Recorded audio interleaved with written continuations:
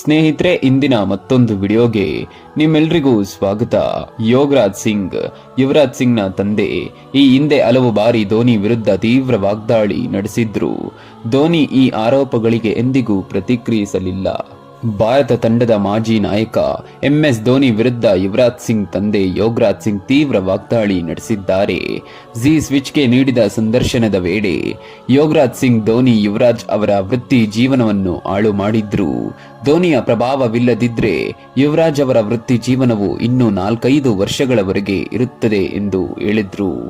ನಾನು ಧೋನಿಯನ್ನು ಎಂದಿಗೂ ಕ್ಷಮಿಸುವುದಿಲ್ಲ. ಈಗ ಧೋನಿ ಕನ್ನಡಿಯಲ್ಲಿ ಮುಖ ನೋಡಿಕೊಳ್ಳಬೇಕು. ಧೋನಿ ಮಹಾನ್ ಕ್ರಿಕೆಟಿಗರಾಗಿರಬಹುದು, ಆದರೆ ಅವರು ನನ್ನ ಮಗನಿಗೆ ಮಾಡಿದ್ದನ್ನು ನಾನು ಎಂದಿಗೂ ಕ್ಷಮಿಸುವುದಿಲ್ಲ. ನಾನು ಜೀವನದಲ್ಲಿ 2 ಕೆಲಸಗಳನ್ನ ಮಾಡುವುದಿಲ್ಲ. ಮೊದಲನೆಯದಾಗಿ, ನನಗೆ ಅನ್ಯಾಯ ಮಾಡಿದವರನ್ನು ಎಂದಿಗೂ ಕ್ಷಮಿಸಲ್ಲ.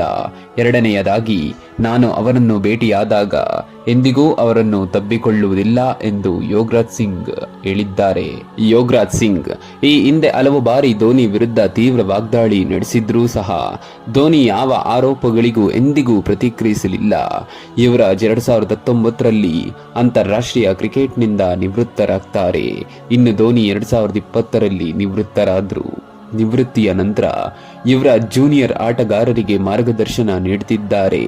ಧೋನಿ ಇನ್ನೂ IPLನಲ್ಲಿ ಆಟವಾಡುತ್ತಿದ್ದಾರೆ. ಅದ್ಯಾರೇ ಆದ್ರೂ ಧೋನಿಯ ವಿರುದ್ಧ ಆರೋಪ ಮಾಡಿದ್ರೂ ಸಹ ಧೋನಿಯು ಯಾವುದಕ್ಕೂ ಪ್ರತಿಕ್ರಿಯಿಸದೆ ತನ್ನ ಆಟದಲ್ಲಿ ಕ್ಯಾಪ್ಟನ್ ಕೂಲ್ ಆಗಿ ಅಲ್ಲದೆ ತನ್ನ ಜೀವನದಲ್ಲೂ ಸಹ ಅದನ್ನು ಅಳವಡಿಸಿಕೊಂಡಿದ್ದಾರೆ. ಧನ್ಯವಾದಗಳು. ಜೈ ಕರ್ನಾಟಕ.